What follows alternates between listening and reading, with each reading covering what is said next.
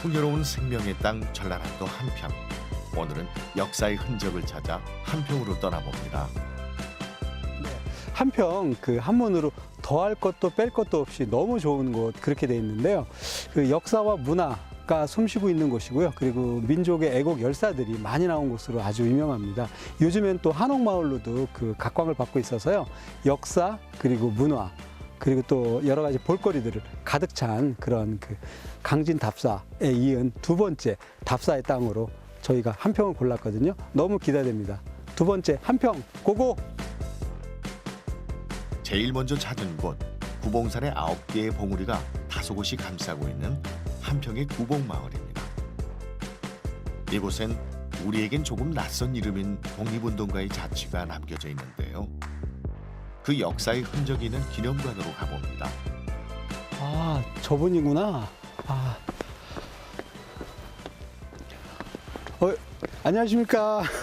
네, 반갑습니다. 네네네. 아유, 안녕하세요. 예, 네. 한평에 오신 것을 환영하고 네. 감사합니다. 고맙습니다. 예, 이 앞을 많이 지나다니는데 오늘 여긴 처음 왔네요. 전 4년도 네. 했는데 이제 오셨네요. 그러니까 아유, 너무너무 약간 죄송스러운 마음도 있고 한데 저 훤칠하고 저 잘생긴 저분이 누구세요?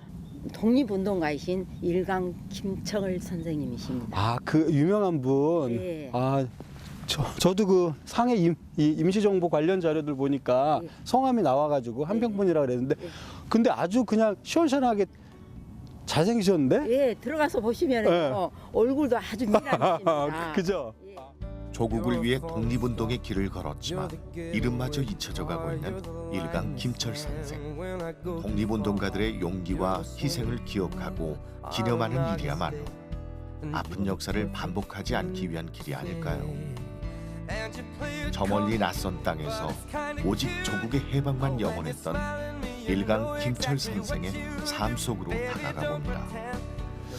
여기가 지금 한평 원신강면 함정입니다. 네. 예, 지금 이제 구봉마을이라고 이제 여기에서 태어나셔가지고 이제 나중에는 예, 그 강흥중학교 가고 예, 또 경성 법률중학교를 졸업하시고 일본으로 가셨습니다. 네. 그리고 이제 여기에서는 독립운동을 하실 수가 없으니까 예, 상해로 가셨어요. 그래서 상하에 가셔가지고 이제 여운형 등과 신한 청년당을 조직을 했습니다.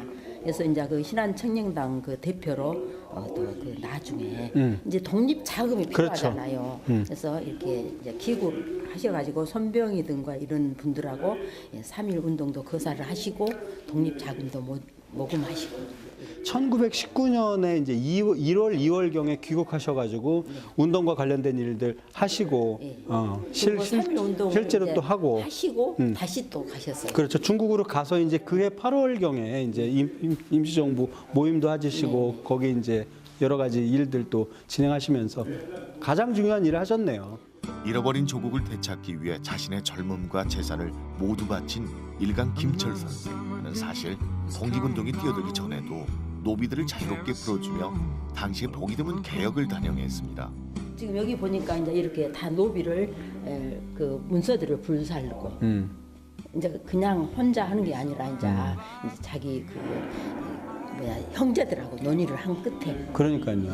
근데 반대도 많았을 텐데 다 설득을 했나 봐. 어떻게 가족들을 다. 그러니까 독립운동하신 가족분들은 다 그게 그 애국심이 다 똑같았나 봐요. 보면은 이제 그 의병들도 그렇고 아버지가 독립을 운동하시고 의병 활동을 하시면 자녀들도 하고 형제들도 하고. 아버지의 유산인 농토를 팔아 독립자금으로 쓰겠다는 동생의 부탁을 듣고 기꺼이 토지를 팔아 독립자금을 마련해준 형제들. 일제 압박에 신음하는 3천만 결의를 구하려는 마음은 모두 같았나 본데요. 일강 김철 선생은 그 자금을 들고 중국 상해로 망명하게 됩니다. 여기 보면은 지금 이 분이 김 네, 선생님이잖아요. 전체적으로 봤을 때 제가 좀 이런 말씀드리기는 뭐하지만 제일 그래도 좀 헤어나 외모가 좀 낫네요. 제일 그 많이 좀 이렇게 좀 세련됐어.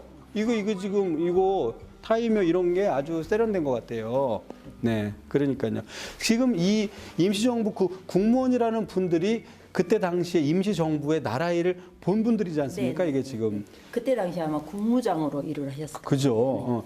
여기 유명한 안창호 선생님도 계시고 아주 그냥 헌칠한 분이네. 목소리가 어땠는지도 되게 궁금하네요. 어린 나이에 경랑의 파도 앞에서도 흔들리지 않고 임시정부를 지킨 그는 그야말로 임시정부의 파수꾼이었습니다. 이곳에서 고스란히 이어진 임시정부 수립 100년의 역사를 되새겨보는데요. 그의 숭고한 희생정신, 복잡 미묘한 감정이 한데 뒤섞입니다.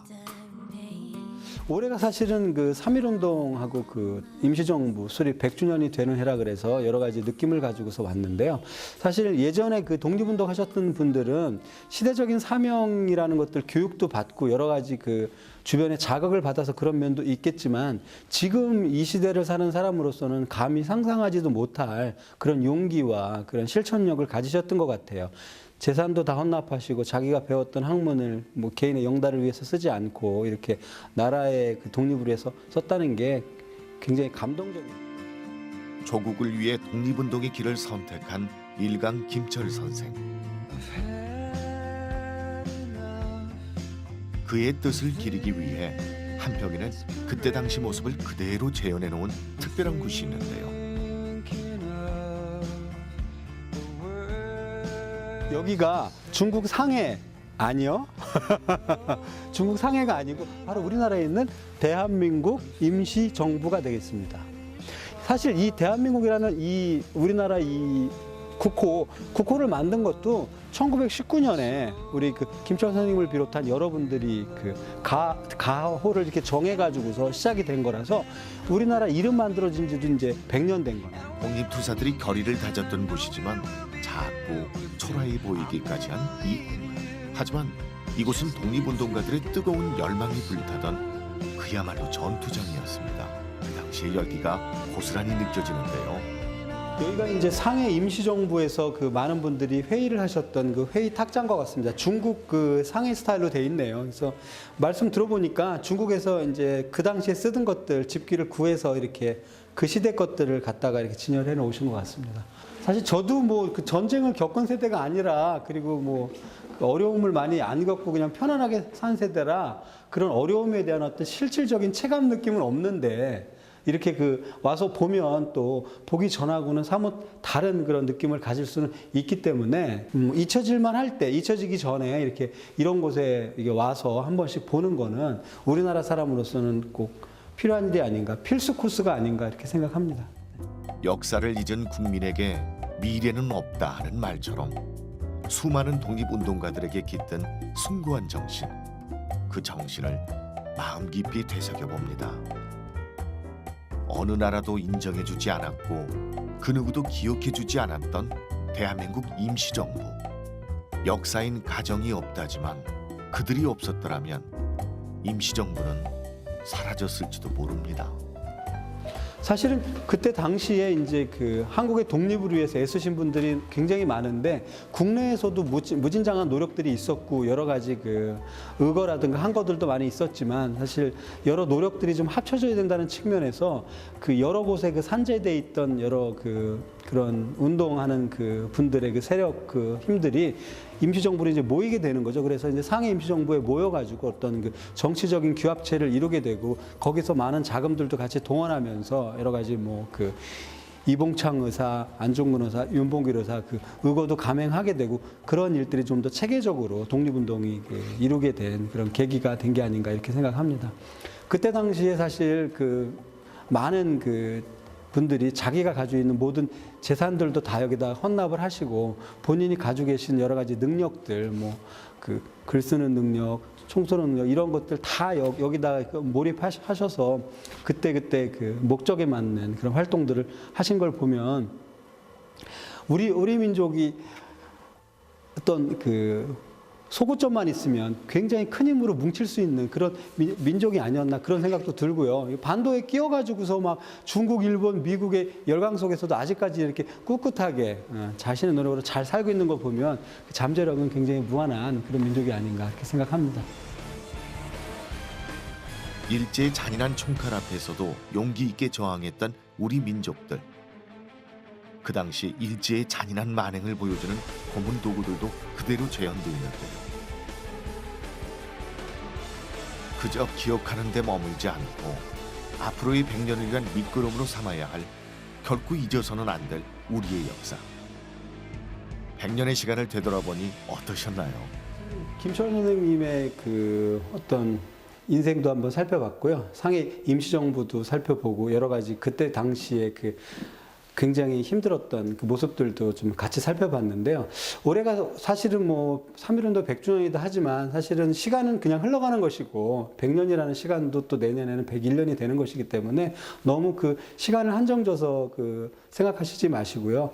우리나라가 지금의 우리나라가 되기까지 노력했던 옛날의 사람들, 그리고 이름을 기억하거나 기억하지 못하거나 그런 민족을 위해서 노력했던 사람들, 자신의 그 안위와 영화를 위해서 살지 않고 같이 살 수 있는 나라를 꿈꿨던 사람들에 대한 이야기가 있는 곳이기 때문에요. 한평에 오시면 김철 선생님의 그 인생뿐만 아니라 여러 가지 그 우리나라의 역사 그 해방 그리고 민족을 위해서 노력했던 분들 같이 보실 수 있는 그러한 전시실이 마련되어 있으니까요. 한번 와보시면 많은 것을 보고 배울 수 있는 좋은 시간이 될 것 같아요.